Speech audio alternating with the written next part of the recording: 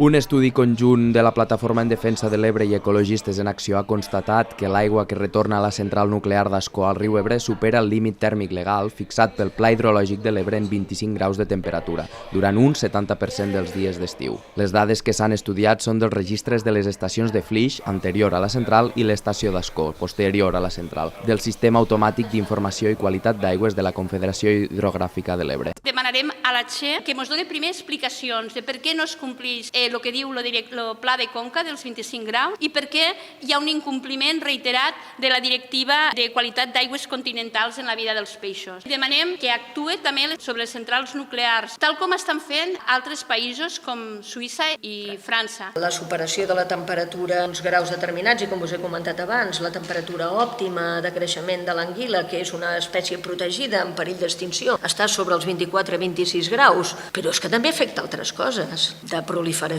d'algues, poden provocar creixement d'allò que en diem la mosca negra. La Plataforma en Defensa de l'Ebre també ha reclamat responsabilitats a la Generalitat de Catalunya i ha demanat als ajuntaments de la zona més supervisió.